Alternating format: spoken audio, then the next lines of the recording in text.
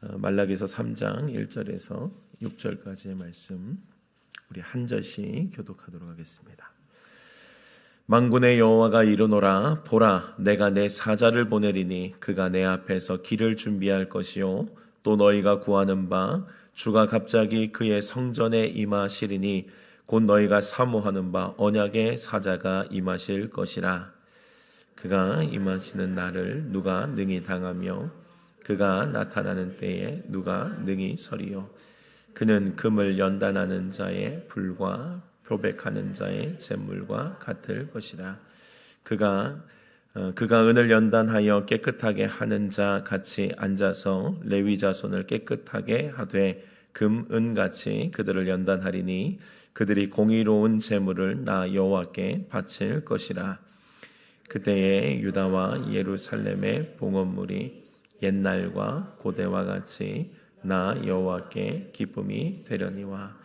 내가 심판하러 너희에게 임할 것이라. 점치는 자에게와 간음하는 자에게와 거짓 맹세하는 자에게와 품꾼 삭세대하여 억울하게 하며 과부와 고아를 압제하며 나그네를 억울하게 하며 나를 경외하지 아니하는 자들에게 속히 증언하리라.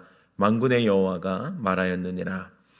나 여호와는 변하지 아니하나니 그러므로 야곱의 자손들아 너희가 소멸되지 아니하느니라. 아멘. 한 주간에 우리의 삶에 참 많은 일이 있었습니다. 그렇죠? 그리고 많은 일과 또 혼란이 아직도 계속되는 중인 것 같아요. 참 우리의 마음을 잘 지켜야 할 때인 것 같습니다. 저는 10월 27일 우리 한국교회가 함께 모여서 연합예배를 드렸던 우리 200만 연합예배가 있었잖아요. 그래서 저는 그 시간 그때가 하나님께서 그래도 물론 다 연약했습니다. 모인 교회들도 연약했고요. 모인 교회들도 사실 종교개혁 기념주일에 모였습니다만 모인 교회들조차도 종교개혁 개혁해야 될 대상인 교회들도 많이 참여했고요. 또 순서를 맡으신 모든 분들 그 뒤에 또 많은 또 이야기들이 아무튼 있었습니다. 저는 한 가지 믿는 것은 우리가 참 연약하고 부족하지만 그래도 하나님을 향해서 예배했다고 저는 분명히 믿거든요. 우리 교회도 2부 예배 끝나고 가서 거의 축도만 받고 왔지만 그러나 가서 함께 또 늦게라도 우리가 또 모인 자들과 같이 또 마음을 짧게라도 나누고 또 기도하고 돌아오며 우리 모두에게 주시는 참 기쁨이 있었거든요. 하나님이 들으셨다. 하나님이 이 나라 희망이 있다. 하나님께서 이 나라 고치시겠다라고 하는 작은 희망이에요. 하나님께서 역사하시겠다. 여러분들 근거는 그러합니다. 우리 사무엘 시대를 보면요. 사무엘의 시대 때 이스라엘 백성들이 고통을 당하던 때가 있었어요. 고통을 당하고 늘 그랬죠. 주님 떠나면 고통당했으니까요. 주님께서 항상 흩어진 이스라엘 백성들, 하나님께로부터 마음이 흩어진 자들, 우상 숭배하고 세상을 사랑하고 이랬던 자들을 그냥 두신 역사가 없어요. 그래 너희 참 잘하고 있다 그냥 둘게, 그런 역사가 없어요. 하나님은 항상 하나님의 약속, 당신의 약속에 신실하셨어요. 당신의 약속에 신실하신 게 뭐냐면 자꾸 사인을 주는 겁니다. 너네 약속 지켜라. 너네 자꾸 왜 그러냐. 내가 너희에게 신실한 것처럼 너희도 나에게 신실해라. 다른 신을 섬기지 말아라. 하나님을 섬겨라. 나를 섬겨라. 이것이 주님과의 계약이었거든요. 그래서 항상 사인을 주셨어요. 그게 이제 보통 이웃 나라를 통해서 이제 고통을 받게 하거나 그들의 삶을 무너뜨리거나 그게 하나님께서 주시는 고난의 이유라고요. 그래서 이스라엘 백성들이 그 당시에는 블레셋에게 고통을 받고 있는 상황이었습니다. 그래서 사무엘이 그들을 향해서 말씀하시는 것이 너희가 이 고통에서 벗어나려면 돌아와야 된다라고 이야기를 해요. 말씀을 보면 이렇게 말씀합니다. 사무엘이 이스라엘 온 족속에게 말하여 이르되 만일 너희가 전심으로 여호와께 돌아오려거든 이방 신들과 아스타롯을 너희 중에서 제거하고 너희 마음을 여호와께로 향하여 그만을 섬기라. 그리하면 너희를 블레셋 사람의 손에서 건져내시리라. 여기서 핵심은 뭐예요? 너에게 블레셋과 이길 힘을 주겠다 이런 게 아니에요, 여러분. 하나님의 백성에게 핵심은 이스라엘 백성이 그들에게 무력으로 이길 수 있는 마차를 더 뭐 말을 더 많이 갖는다든지 뭐 병력을 더 많이 모집하든지 그런 싸움이 아니에요. 하나님께로 돌아오는 싸움이에요. 하나님께 돌아오면 블레셋을 하나님께서 물리쳐 주시겠다라고 하는 거예요. 이게 사실은 상식적으로는 말이 안 돼요. 이방 신을 떠나는 것과 블레셋과의 전쟁에서 이기는 거, 이게 무슨 상관이에요. 그런데 하나님의 백성에게는 이게 너무너무도 중요하다고요. 주님께로 돌아가면 주님께서 그 환경을 이제 고통의 환경과 주님께서 사인을 주셨던 모든 것들을 제거하신다고요.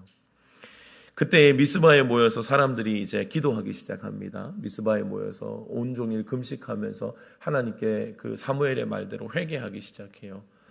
하나님께 온전히 회개하고 있을 때에 블레셋이 그 이야기를 듣고 이스라엘 다시 쳐들어옵니다.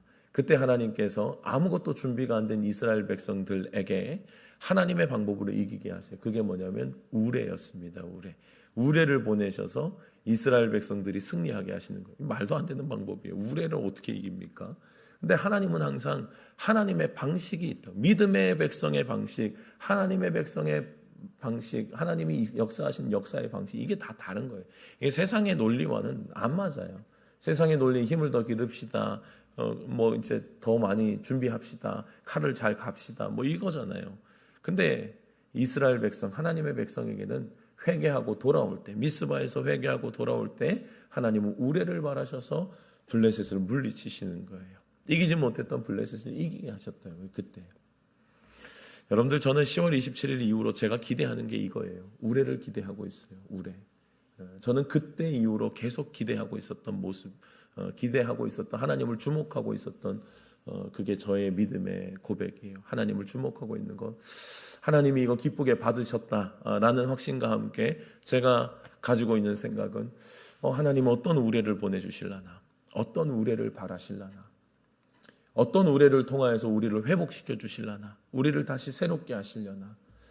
이것이 성경을 근거로 한 저의 믿음의 고백이었다고요. 그래서 여러분들, 하나님의 백성은 하나님의 백성의 방식이 분명히 있어요. 성경의 역사처럼 회복하고 주님 앞에 회개하고 돌아갈 때 적어도 그 집회가 순수하게 주님을 향해서 우리가 드렸던 기도에 주님 앞에 우리의 연약함과 부족함을 올려드리고 긍휼히 여겨달라고 100만, 200만이 모여서 우리가 그렇게 기도한 게 주님께 상달되었다면요, 주님이 반드시 우레를 보내주실 거예요. 주님이 우레를 보내셔서 우리의 모든 환경 가운데서 회복을 주실 거라고요.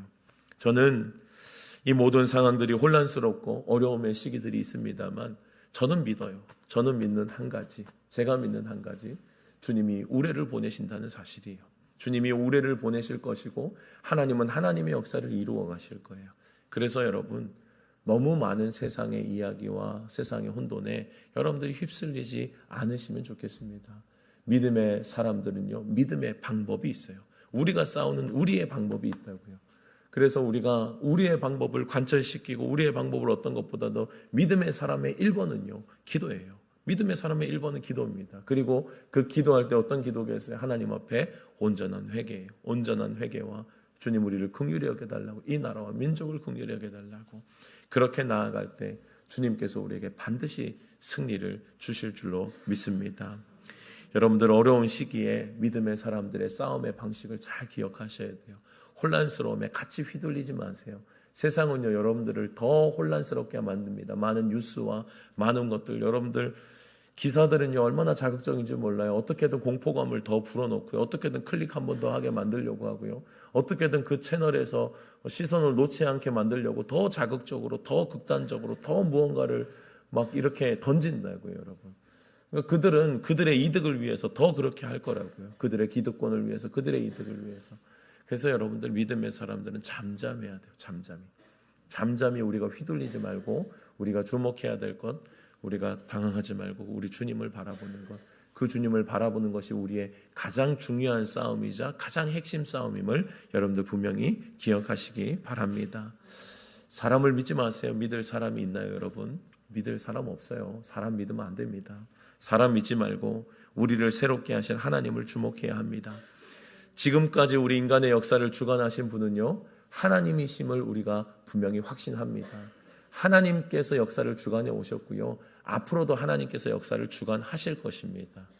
우리가 믿는 믿음은 그 믿음이요, 사람 좋은 사람 서면 여러분들 바뀝니까? 안 바뀌어요, 여러분. 사람은 결국은 우리가 실망하게 되고 결국은 우리는 사람은 믿을 수 없는 존재라니까요. 누가 서도 어떤 사람이 서도 똑같은 것들이 반복될 겁니다.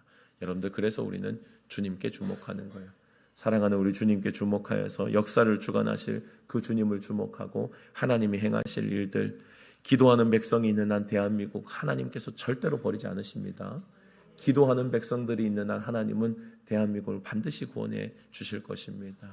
그 주님을 향해서 우리가 함께 기도하며 걸어가는 우리 모두가 될 수 있기를 주님의 이름으로 축원합니다.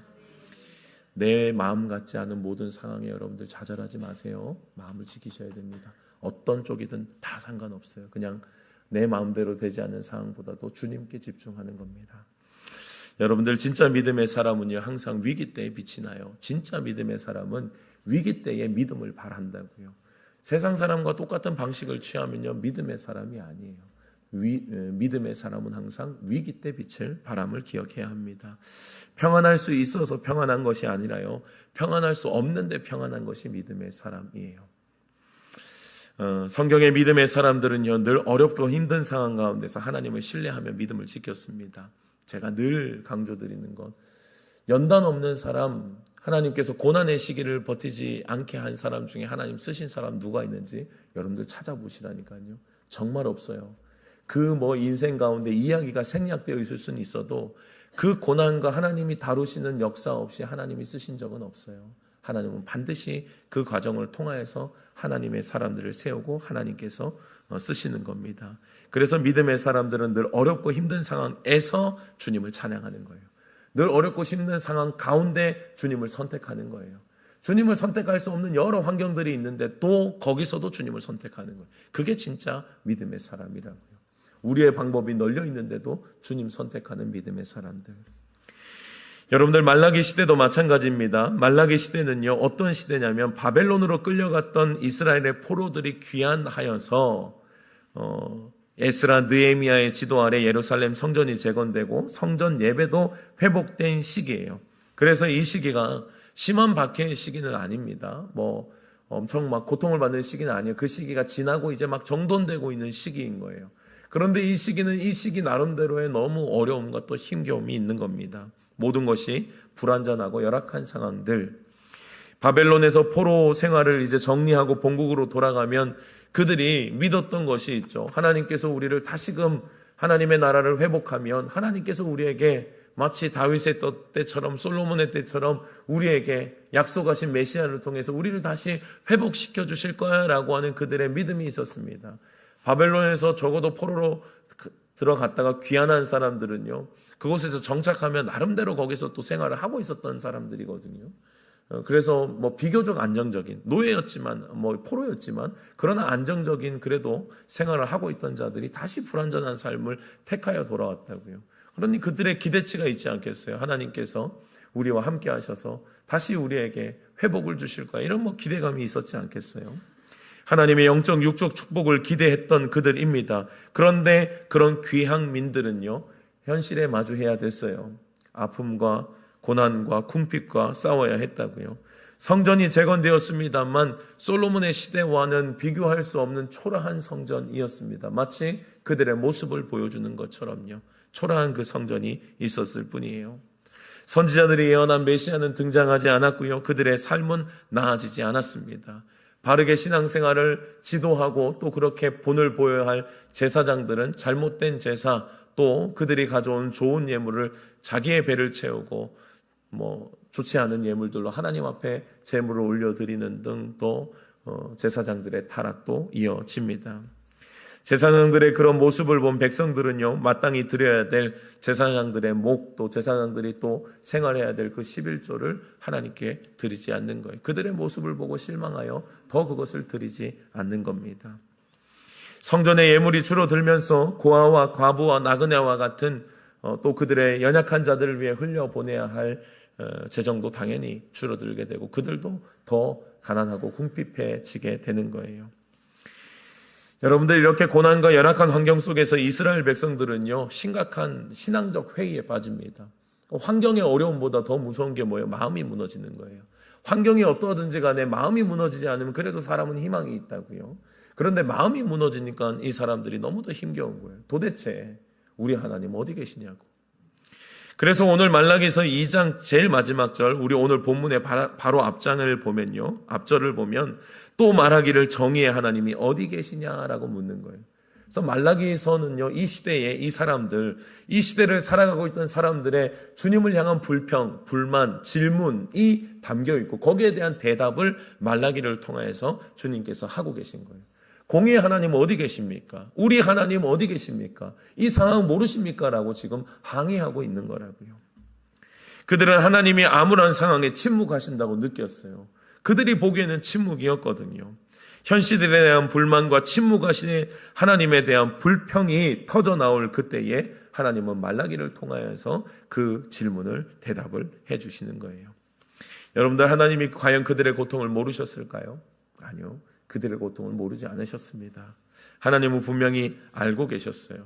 그런데 여러분들, 우리가 항상 기억해야 할 것은요, 하나님은 내 생각과 다르다는 거예요. 하나님의 생각과 내 생각의 차이는요, 마치 하늘과 땅 차이와 같은 거예요. 우리의 인간의 모든 생각을 다 모아서 이게 최고입니다 라고 이야기를 해도요, 주님의 어리석음보다 안 되는 거예요. 주님의 어리석음보다 그 인간의 모든 지혜를 모아도요, 그거를 이기지를 못한다고. 그러니까 우리 생각과 하나님의 생각의 갭은요, 너무너무 차이가 큰 겁니다. 그래서 인간이 생각하기엔 어때요? 주님 침묵하시네, 가만히 계시네, 아무것도 안 하시네, 도대체 왜 그러시지? 라고 우리가 생각할 수 있지만요, 하나님의 입장에서는 지금 충분히 일하고 계신 중이라고요. 충분히 지금 역사하고 계신 중이라는 겁니다. 여러분들, 우리가 말라기서 이후에 이제 예수님께서 이 땅에 오시기까지 신구약의 중간기라고 하거든요. 신구약의 중간기. 그러니까 그 중간에 공백기가 있어요. 그래서 뭐 신학 안에서는 신구약의 중간기라고도 이야기를 합니다만, 그때가 한 400년에서 한 430년 정도로 봅니다.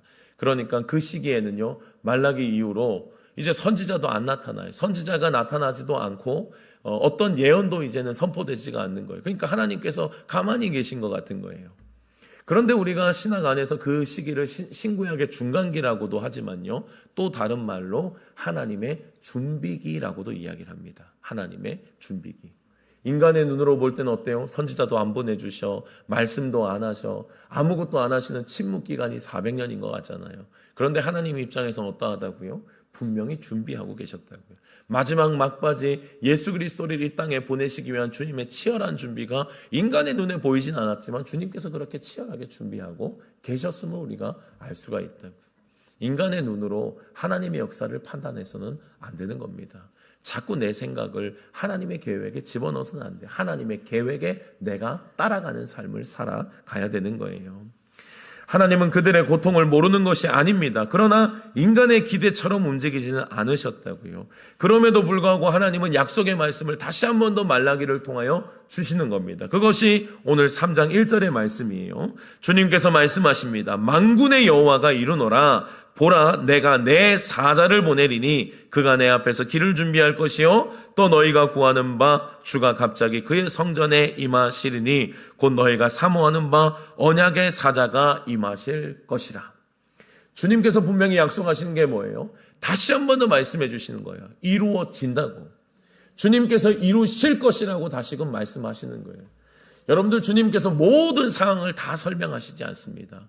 그러나 주님께서는 분명한 것을 말씀하셔요. 걱정하지 마라. 내가 하고 있으니, 내가 이 약속 지킬 것이니 걱정하지 말아라. 주님이 말씀하시면 여러분들 끝난 거예요. 주님의 말씀은요, 천지는 없어져도 하나님의 말씀은 영원히 서리라고 말씀하셨어요. 주님께서 말씀하시면 여러분들 즉 이루어지는 것임을 믿으시기 바랍니다. 다시 한 번 더 언약의 사자가 임하실 것을 약속의 말씀을 주신다고요. 주님의 약속의 말씀 앞에 우리의 자세는요, 절대로 주님 어디 계십니까? 주님 어떻게 침묵하십니까? 이런 믿음 없는 이야기는요, 주님의 마음이 믿음 없는 이 고백들을 통하여 주님께서 다시 우리에게 주시는 음성이라고요. 내가 말했지 않냐? 내가 말했잖아. 한다고. 언약의 사자를 보내주신다라고 말씀하시잖아요. 여러분들, 그래서 믿음의 사람들의 첫 번째는요, 이 말씀에 대한 신뢰를 잊어버리면 안 돼요. 하나님의 말씀에 대한 신뢰를 놓치면 안 된다고. 어찌되었고 주님이 나에게 주신 음성이 있어요. 여러분들에게 특별하게 주신 하나님의 약속의 말씀이 있습니까? 절대로 그 말씀 붙잡고요, 놓으면 안 되는 거예요. 왜요? 그 말씀 반드시 이루실 거니까요. 여러분들 제가 목회를 시작하기 전에 하나님 앞에 치열하게 기도하면서 주님 앞에 응답 달라고 기도한 적이 있었어요. 주님, 이제 진짜 내 인생에 무언가 선택을 해야 되는데 내가 정말 주님 살아계신 건 아는데 자신이 없다고. 제가 주의 길을 들어설 때 그랬거든요. 전 자신이 없어요. 할 수 있는 게 없어가지고. 아무것도 제가 번듯하게 뭔가 주님 앞에 내세울 것이 아무것도 없어요. 없었어요, 정말. 그래서 주님 앞에 기도하는 거예요. 주님 진짜 가야 돼요, 말아야 돼요. 주님 응답 없으면 저 못 가요. 그때 주님께서 저에게 주셨던 그 말씀, 기도 중에 주님께서 스쳐가게 하셨던 말씀이요. 하늘과 땅에 모든 권세를 주셨으니 그러므로 너희는 가서 모든 족속을 제자로 삼아 아버지와 아들과 성령의 이름으로 세례를 주고 내가 너희에게 분부한 모든 것을 가르쳐 지키게 하라. 볼지어다 내가 세상 끝날까지 너희와 항상 함께 있으리라 하시니라. 그 말씀이 저에게 스쳐가게 하시는 거예요. 거기서 제가 붙잡은 게 뭘까요? 내가 너희와 항상 세상 끝날까지 내가 너희와 항상 함께 있으리라 하신다. 그 말씀이 저의 음성에 들려지는 순간 저는 기도를 더 이상 할 필요가 없었어요. 응답 받았는데 기도할 필요가 뭐 있어요? 그때 그 자리에서 기도의 자리에서 일어났습니다. 하나님, 주님께서 말씀하셨어요. 그럼 됐습니다. 그러면 제가 그 말씀 믿고 갑니다 하고 제가 인생에 하나님께서 가라고 하신 이 길을 선택하고 걸어올 수 있는 힘이 되었습니다. 제가 여러분들 사역하면서 힘든 일이 없겠어요? 저도 많은 삶의 현실 가운데 부딪힐 때가 있지 않겠습니까? 그때마다 저를 붙잡는 말씀이에요. 저를 붙잡는 말씀. 내가 너와 항상 함께 있을 것이다. 여러분들 그 말씀 한마디면 끝난 거예요. 왜요? 세상 끝날까지 나와 함께 하실 것이다 약속하셨으면 특별히 모든 우리 믿음의 사람에게 주신 것이지만 제가 이 길을 갈 때 주님께서 저에게 응답하신 말씀이잖아요. 그러면 힘들 때마다 그거 자꾸 꺼내는 거예요. 자꾸 꺼내서 기억하는 거예요. 맞아. 주님께서 이렇게 말씀하셨어. 주님께서 이렇게 말씀하셨으니 안 변하죠. 여러분들 주님 주신 말씀이 있다면요 2번, 3번 확인할 게 없어요. 그냥 주님 말씀하시면 끝난 겁니다. 한 번 말씀하셨으면 끝난다고요. 주님의 약속의 말씀은 천지가 변해도 변하지 않는 주님의 약속임을 여러분들 확신하시기 바랍니다. 보내신다고 약속하셨어요. 천지는 없어져도 그분은 오시는 거예요. 천지가 비록 없어질 수 없지만 천지가 없어질지라도 약속의 말씀은 이루어짐을 여러분들 믿으시기 바랍니다. 이 말씀 앞에 강한 확신이 믿음의 사람들에게는 하나님을 향한 신뢰로 분명히 연결되어야 되는 거예요. 그분을 신뢰하기 때문에 믿고 버티는 겁니다. 때로는 내가 내 생각대로 내가 생각하는 그림대로 움직이지 않습니다. 주님 함께 하신다면서 요때 요렇게 해주셔야죠. 이건 내 그림이죠. 주님 함께 하신다면서 요때 요렇게 짜내 주셔야죠. 이건 내 그림이라니까요. 근데 주님은 분명한 주님의 약속의 말씀에 신실하실 거라고요. 내 생각과 내 그림을 주님 앞에 주장하는 것이 아니라 약속하셨으면, 말씀하셨으면 그냥 믿고 모든 상황들을 내가 그저 기도하며 걸어가는 거라고요. 때로는 내가 상상하지 못한 방법으로 일하시는 분이 하나님이심을 여러분들 기억하시기 바랍니다. 내 상식과 내 방법을 뛰어넘어서 우레로 역사하시는 분, 하나님께서 그렇게 우리의 삶 가운데 우리의 환경 가운데 약속을 신실하게 지키시는 분이심을 여러분들 확신할 수 있기를 축복합니다. 말라기에서 말씀하신 언약의 사자는요 예수 그리스도이십니다. 이 예수 그리스도께서 오시죠. 얼마 뒤에요? 400년 뒤에요. 400년 뒤에 언약의 사자가 오셨다고요. 그 시대 사람들 봤습니까? 못 봤어요. 예수님의 초림 아무도 보지 못했습니다. 그 시대의 사람들요. 그러나 주님 오신 거예요, 여러분. 약속하신 말씀 구약의 모든 사람들 보지 못했지만요 그러나 이루어진 것입니다. 결국 하나님의 때와 하나님의 시간에 하나님의 말씀은 이루어진다고요. 여러분들 이곳을 똑같이 대입하셔야 돼요. 어디에요? 다시 오실 주님께 똑같이 대입해야 돼요. 여러분들 우리가 역사가 반복되는 것에서 지혜를 얻지 못하면 우리는 아무 의미가 없다고요. 반복되는 것에 우리는 지혜를 얻어야 돼요, 여러분. 구약에서 신약으로 넘어가는 이 오실 메시아에 대해서 오신 메시아의 이야기가 진행되는 것이 우리에게 경험이 되어야 된다고요. 그러면 여러분들 신약시대에 주님께서 다시 오신다고 말씀하셨잖아요. 그러면 그 뒤에 다시 오심을 여러분들 똑같이 기다려야 되는 거예요. 이 약속의 말씀을요 똑같은 적용을 해야 한다고요. 다시 오실 예수님을 기다리는 우리의 기다림도 마찬가지예요. 그날과 그때는 모릅니다. 그 시대를 살아가고 있는 신약 시대에 살아가고 있는 사람들은요 주님 다시 오신다고 해가지고요 그냥 진짜 주님이 막 다시 오실 줄 알아가지고 그냥 주님 바라보고 마라나타 마라나타 하면서 살았어요. 인사가 마라나타였다니까요. 아멘 주 예수 오시옵소서 이 고백이거든요. 마라나타의 이 고백이 인사가 되었어요. 그들의 삶에는 그냥 그게 전부였어요. 그런데 웬걸요? 그들에게는 그들이 생각하는 주님의 다시 오심이 자신들이 생각하는 시기가 아닌 거예요. 왜냐하면 주님의 시간에는요, 여러분들 참 이게 재밌게도 주님은 하루가 천년 같으신 분이거든요. 천년이 또 하루 같으신 분이, 주님의 영혼의 세계에서 잠깐을 우리가 알 수가 없어요. 근데 그 시대의 사람들은요, 그냥 고지고대로 인간의 언어로 들었다고요. 곧 다시 오실 거라 했었으니까, 아, 우리 시대에 오나 보다 하고 막 이렇게 잘 준비하고 있었다고요. 근데 주님이 안 오시는 거예요. 그래서 이제 막 성경을 기록하기도 하고 이랬던 작업들이, 사실 이 재림이 미루어지는 것을 그들이 경험하고, 아, 우리 시간이 아니구나를 깨달으면서부터 거기에 더 집중하며 후대들에게 믿음을 물려주기 시작했다고요. 여러분들, 인간의 시간과 하나님의 시간 계획은 다른 거예요. 그러나 결론은 뭐예요? 오신다고 하셨으면 오시는 거예요.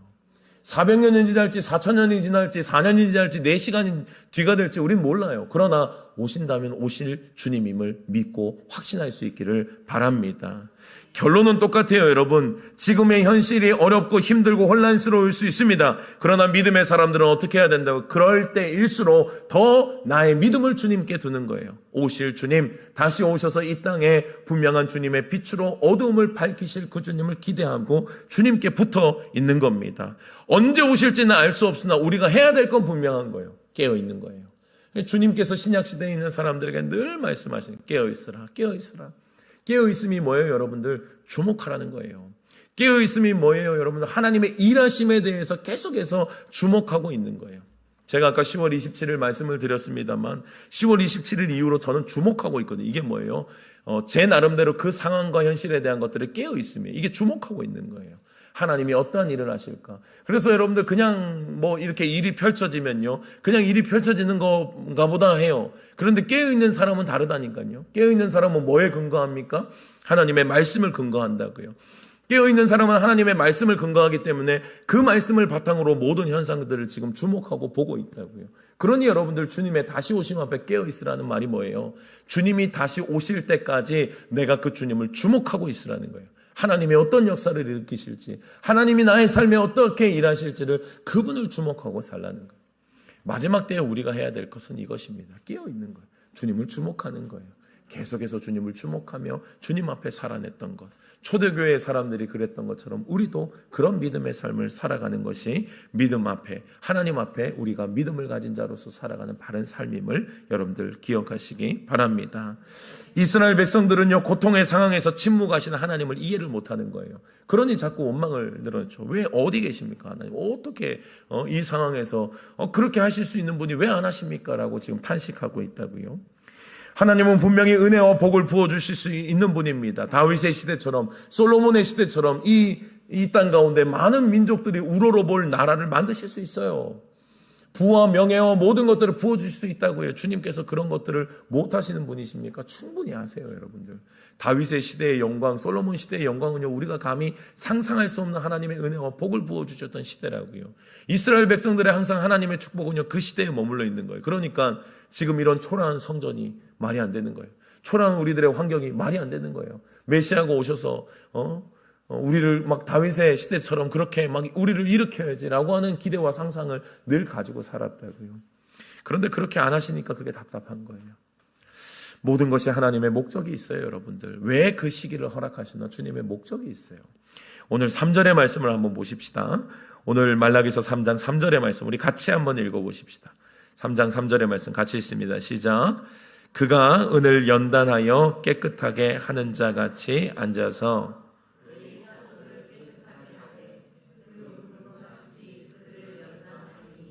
그들이 공의로운 제물을 나 여호와께 바칠 것이다.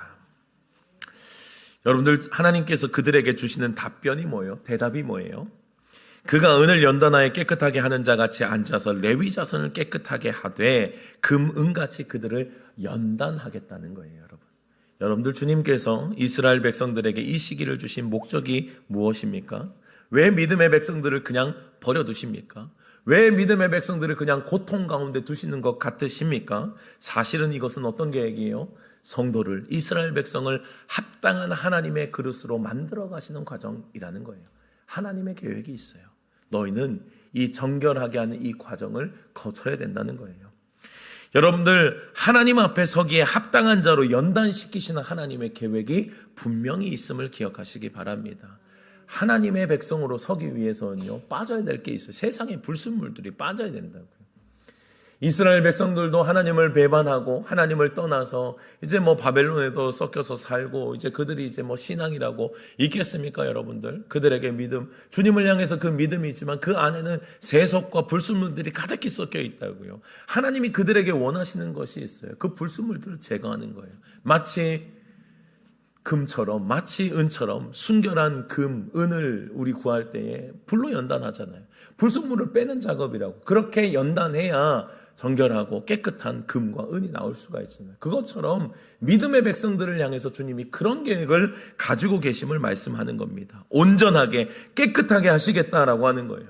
그러니까 여러분들 성도들이 고난과 이 시험을요 피해갈 수 있습니까? 피해가는 것이 좋겠습니까?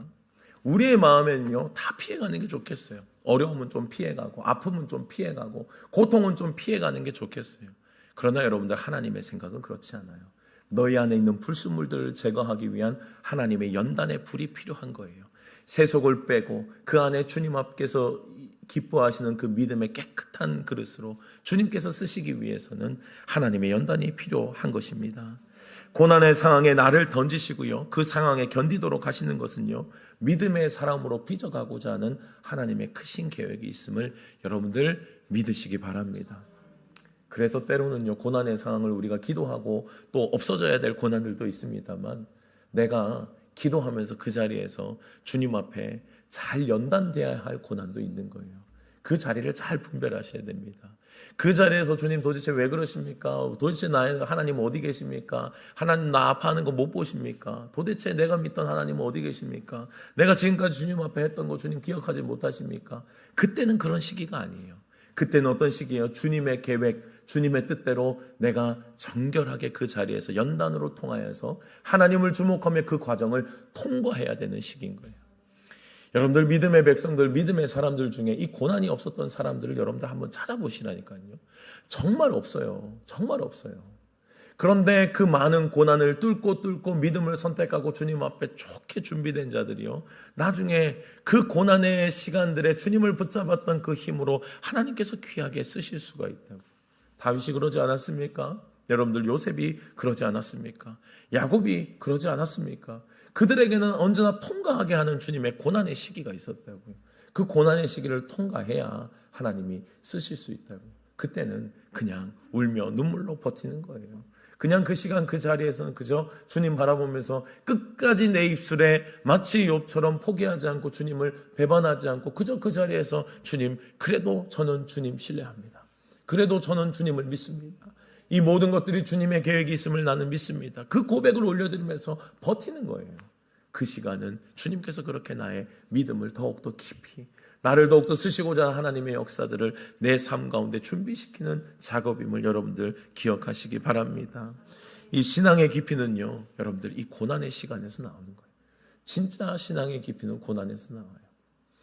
여러분들 참 많은 믿음의 사람들이 그래도 있죠. 우리 또 다니엘 기도회를 통해서도 그런 분들을 많이 우리 경험하잖아요. 근데 그런 분들에게 빠지지 않는 게 있다니까요. 고난이에요. 고난이에요. 그리고 그 고난과 주님 없었던 시기를 비교할 때에 당신의 지금 상황, 하나님을 알고 하나님을 믿고 하나님을 사랑하고 있는 지금 고통을 많이 당한 이 시기와 주님을 알지 못하고 그냥 세상에서 아주 행복하게 살았던 이 시기와 비교할 때 이 시기가요, 믿음의 사람들은 비교가 안 된다는 거예요. 어디를 선택하겠다는 거예요? 당연히 고난을 당했지만, 내 삶의 환경들이 많이 무너졌지만, 그러나 지금처럼 주님을 깊이 알고 주님을 사랑할 수 있는 이때를 택하겠다는 것이 믿음의 사람들의 한결같은 고백이에요. 한결같은 고백. 우리 얼마 전에 간증을 하셨던 권호중 집사님도 그 얘기를 하시더라고요. 그 얘기. 나는 그때의 내 화려했던 연예인의 즐겼던 그때와 지금 고난을 당하고 아프지만 그러나 하나님을 사랑하고 있는 이때 바꾸지 않는. 지선한 사랑의 저자인 그 우리 김지선 교수님도 마찬가지죠. 이지선인가요? 네, 그 교수님도 마찬가지죠. 내 그때와 이때를 비교할 때 나는 내가 화상을 당하고 주님을 더욱더 깊이 아는 이때를 나는 선택하겠다. 그것이 믿음의 사람들의 고백이라고.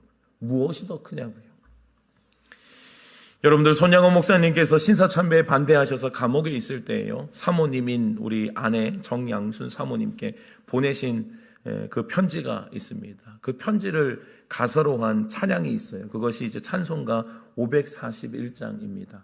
찬송가 541장에 보면은 작사가 손양원으로 되어 있어요. 작사 손양원. 그것이 이제 손양원 목사님의 그 옥중서신을 가사로 해서 곡을 붙인 거기 때문에 이제 손양원 목사님이 되어 있습니다. 2절 가사를 보면 이런 가사가 있습니다. 솔로몬의 부귀보다 욥의 인내에 더 귀하고 솔로몬의 지혜보다 욥의 인내에 아름답다. 이 세상의 부귀 영화 마귀 유혹 손짓하나 고생 중에 인내하면 최후 승리 이루리라. 2절 가사가 뭐라고요? 솔로몬의 부귀보다 욥의 인내가 더 귀하대요. 여러분도 우리는 솔로몬의 부귀가 귀하잖아요. 우리는 솔로몬의 부귀가 훨씬 크잖아요. 그러나 손양원 목사님은 뭐라고 고백해요? 그 옥 가운데서 신사참배에 반대하여 갇힌 그 옥에서 마지막에 그들이 풀어주는 그 기준이 있대요. 이제 마지막에 한마디만 하면 그냥 풀어주는 거예요. 근데 손양원 목사님은 끝까지 그 말 안 해서 옥에 갇혀 계신 겁니다. 그때 손양원 목사님의 편지거든요. 솔로몬의 부귀보다 욥의 인내가 더 귀한 거예요. 솔로몬의 지혜보다도 욥의 인내가 더 아름답다는 거예요. 왜요? 이 세상의 부귀 영화 얼마 가냐고요.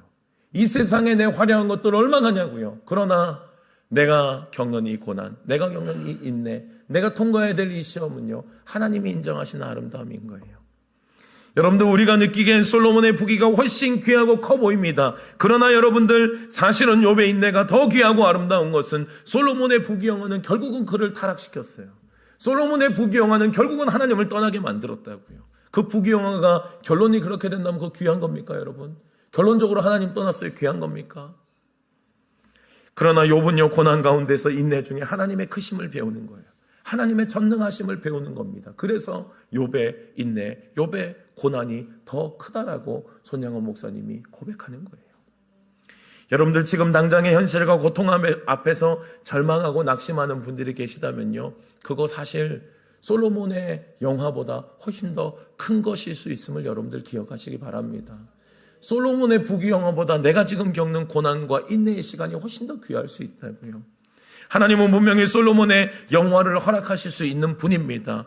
다윗의 영광을 회복시킬 수 있는 위대한 주님이십니다. 그러나 그렇게 하지 않으시는 것은 우리를 주목하고 계시기 때문인 거예요. 여러분들, 우리 주님은요, 환경에 상관없어요. 우리가 부유하고 좋은 차 타고 좋은 집 살고 이런 많은 것들을 누리는 것에 관심이 없어요. 주님의 관심은 한 가지예요. 사랑하기 때문에 주님 그런 축복을 주시거든요. 그런데 주님의 진짜 관심은 하나라고요. 우리에게 있는 거예요. 나에게 있다고요. 내가 지금 주님을 어떻게 바라보고 있느냐에 주님께서 관심이 있다고요. 그러니 주님이 그게 안 돼? 그러면 환경을 흔드시는 거예요.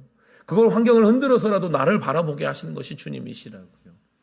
주님과 함께 있으면 고난의 시기도 행복의 시기로 주님과 동행할 수 있음을 여러분들 기억하시기 바랍니다. 지금 이 믿음의 시련을 통하여서요, 더욱 내가 강해지는 거예요. 하나님이 쓰시기에 편한 정결한 그릇으로 하나님께서 계획이 있으시다면 그 계획 앞에 나를 내어드리는 거예요. 토기장이가 그 그릇을 어디에 쓸지 어떻게 쓸지 결정할 권한이 없으시겠어요? 내 인생을 주님께서 어떻게 만들어 가실지 그분이 권한이 없으시겠어요? 주님, 도대체 내 인생에 어떻게 이러십니까? 라고 말할 권한이 진짜 나에게 있습니까? 나는 그럴 말할 권한이 없어요. 하나님께서 나를 빚으시는 대로 내가 그저 걸어갈 뿐이라고. 이게 믿음의 사람, 순종의 사람의 걸음임을 기억하시기 바랍니다. 때로는 고통의 시기가 있고요, 인내의 시기가 있습니다. 그러나 갑자기 임할 그 날, 그때 하나님의 뜻 주님께서 분명히 보여주실 것입니다. 약속하신 예수 그리스도께서 이 땅에 오셨잖아요. 그리고 그 시대에 많은 사람들은 주님을, 하나님을 눈으로 보는 은혜를 누렸다고요. 그분을 만나는 자마다 회복되었습니다. 아픔은 떠나갔고요, 그들의 고통은 치유되었습니다. 눈먼 모든 것들은 뜨게 하셨고요, 주님 앞에 오는 자들마다 주님은 기적을 베풀어 주셨습니다. 많은 기적과 하나님의 영광을 그 시대 사람들은 보았다고요. 그들의 눈물을 거둬주실 뿐 아니라 우리 모든 인류의 눈물을 거둬주셨어요. 모든 인류의 눈물, 십자가에 달려서 예수 그리스도께서 죄 없으신 분이 죽으심으로 말미암아 우리에게 하셨던 사랑, 우리에게 하셨던 주님의 최고의 사랑의 절정 보여주시는 거예요. 죽으심으로 말미암아 내가 너를 이만큼 사랑했다고. 십자가의 죽으심으로 말미암아 자기에 대한 사랑을 확정하시는 거예요. 하나님께서 우리를 얼마나 사랑하시는지를 직접 보여주셨다고요. 여러분들 예수 그리스도의 다시 오심도 그러할 것입니다. 믿음의 백성들을 찾으시고요, 환난과 고통과 눈물을 거두어 주실 줄로 믿습니다. 그래서 우리는 모든 환난과 고통의 상황 가운데 우리는 뭐라고 외쳐야 돼요? 마라나타라고 외치는 거예요. 주님 오십시오. 나는 지금 고통을 당합니다. 어려움을 당합니다. 눈물이 납니다. 어렵습니다. 그러나 주님 오시면 끝납니다. 이게 우리의 믿음이래요. 주님 오시면 이 나의 눈물을 걷어주실 것이고, 그리고 주님 오실 때까지 마라나타, 나는 주님 바라보겠습니다라는 믿음의 고백을 계속해서 뜨겁게 주님 앞에 올려드리며 걸어가는 거라고요. 모든 환난과 고통에서 우리를 해방시켜 주실 것이고, 완벽한 주님의 승리, 버티고 인내하며 주님을 선택했던 자들에게 주시는 주님의 분명한 상이 있으실 것입니다. 정의와 공의가 이루어지는 은혜의 날이고요, 우리는 이 날 완벽한 주님의 승리를 기다리며 살아가는 하나님의 백성임을 잊지 말아야 합니다. 여러분들, 그러므로 믿음의 사람들은요, 이 날이 구원의 날임과 동시에 심판의 날임을 잊지 말아야 돼요. 우리가 주님을 기다리는데 우리가 더럽고 추한 모습으로, 우리 정결하지 못한 모습으로, 준비되지 못한 모습으로 주님 만나서는 되겠습니까? 그러면 그 모습 자체가 또 주님께서 나를 혼내실 모습이 된다고요. 그러니 주님의 다시 오심은요, 구원과 동시에 심판임을 알아야 합니다. 그렇다면 내가 주님 앞에서 온전한 결정을 내리는 거예요. 주님, 내가 다시금 주님께로 돌아갑니다. 다시금 주님 앞에 내가 나의 삶을 정결하게 다시 돌아봅니다. 그래서 대림절 시간에는요, 더 회개하는 거예요. 나의 삶을 돌아본다고요. 주님과 빗나갔던 모든 시간들을 확인하고 다시 주님께 돌아가 정결한 몸과 마음으로 말씀 앞에서, 하나님의 말씀 앞에서 단정한 모습으로 다시 오실 그 주님을 진짜 기다리는 재림의 믿음 될 수 있기를 주님의 이름으로 축원합니다. 여러분들, 집안에 손님이 오시면 준비하시잖아요. 집안에 손님이 오시면 먹을 것도 준비하고요, 아름다운 자리도 준비를 하고요, 그리고 집안도 깨끗하게 치우잖아요. 주님이 오신대요. 우리가 해야 될 것, 우리가 해야 될 준비, 여러분들 잘 준비하셔서 우리 기다림과 소망으로, 회개로, 그리고 또 용서함으로, 또 사랑과 사랑을 이웃에게 실천함으로 그 다시 오실 주님을 잘 준비하여 주님 볼 때 기쁨으로 주님을 맞이하는 저와 여러분들 될 수 있기를 주님의 이름으로 축원합니다. 하나님, 많은 사람들은 혼란스러운 세상에 빠져 주님을 주목하지 않습니다. 하나님, 주님을 기다리지 않고 그저 내가 먹고 사는데 급급한 이 시대 가운데 주님이 오늘도 우리에게 분명히 하신 말씀은 내가 다시 오실 것이다. 주님께서 약속하신 말씀 변하지 않고 이룰 것이다. 오늘도 우리에게 말씀하셨사오니 그 재림의 믿음을 우리에게 주시옵소서. 혼란스러운 세상 가운데서 믿음의 사람들은 믿음을 지키고 하나님을 향한 믿음의 고백이 끊어지지 않았던 것처럼 하나님이 혼란스러운 시대 가운데 우리에게 그 믿음을 더하여 주시옵소서. 아무리 어렵고 답답한 이 시대를 살아갈지라도, 나의 삶의 환난과 고난이 나를 우겨싸고 있을지라도 주님이 다시 오신다는 믿음이 꺾이지 않도록 도와주시옵소서. 주님이 오시면 이 땅 가운데 참 평안과 참 기쁨과 회복을 우리에게 허락하실 것입니다. 지금 우리의 흩어진 모든 삶들이 아니라 주님께서 완벽한 승리와 회복을 우리에게 허락하실 것입니다. 우리는 그 주님의 다시 오심을 믿고 기다리는 성도들이오니 하나님, 재림신앙 우리에게 다시 허락하여 주셔서 그 주님의 다시 오심을 기다리는 자, 깨어있는 자, 나의 삶의 주님의 말씀으로 다시금 정돈하고 하나님 앞에 나아가는 자 다 되게 하여 주시옵소서.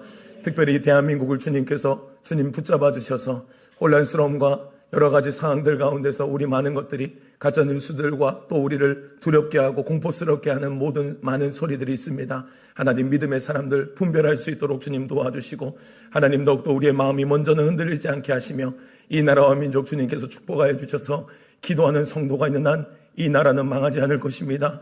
기도하며 하나님의 뜻을 구하는 교회들이 있는 한 이 나라는 하나님께서 반드시 우레를 바라셔서 하나님께서 회복을 명하여 주실 줄로 믿습니다. 하나님, 이 믿음이 꺾이지 않도록 도와주시고 우리가 해야 될 첫 번째, 하나님 이 기도의 사명을 잘 감당하게 하여 주시옵소서. 사무엘이 내가 너희를 위하여 기도를 쉬는 죄를 범하지 않겠다 말한 것처럼 하나님, 우리가 이 나라와 민족을 위해서 기도를 쉬는 죄를 범하지 않도록 주님 도와주시고 뜨겁게 이 나라와 민족을 주님 앞에 올려드리며 하나님의 일하심을 기대할 수 있는 우리 세종의 모든 성도님들 되시도록 주님 축복하여 주시옵소서. 이 나라의 정치인들과 위정자들 주님 기억하여 주셔서 지혜와 주님 용기를 더하여 주시고 분별할 수 있도록 주님 도와주시고 하나님을 두려워할 수 있는 믿음을 주시며 백성을 두려워하는 그 마음에 주님 중심을 주님께서 허락하여 주시옵소서. 이 나라가 주님의 정의와 공의로 다시금 새롭게 되는 시간이 될 수 있도록 도와주시고 하나님의 역사를 믿고 기도하며 나아갈 때 이 땅에 주님께서 펼치실 하나님의 역사를 기대하며 나아가는 믿음의 백성들 다 되게 하여 주시옵소서. 한 주간도 살아가는 삶의 자리마다 우리를 혼란스럽게 하고 두려워하는 많은 소리들이 있겠지만 그 소리보다 주의 말씀, 주님의 음성이 더욱더 크게 들려지는 우리가 되게 하시고 한 주간도 우리의 모든 삶의 자리에서 더욱더 주님을 정결하게 다시 오심을 준비하는 준비된 백성, 깨어있는 세종의 모든 성도들 되시도록 축복하여 주시옵소서. 지금은 우리 주 예수 그리스도의 은혜와 하나님의 크신 사랑하심과 성령의 교통하심이 오늘도 다시 오실 주님을 기다리며 주님 앞에 우리의 모든 생각과 마음을 쏟아놓으며 깨어있기를 소망하는 다시 오실 그날에 우리의 모든 고통과 아픔을 해결하실 그 주님을 기대하며 소망하며 끝까지 믿음의 길을 전진하기를 소망하는 이 자리에 모인 모든 주의 사랑하는 성도님들 머리 위에 가정과 직장과 자녀들 위에 주님께서 피로 갚으시고 세우신 세종교회 위에 이제로부터 영원토록 함께 하시기를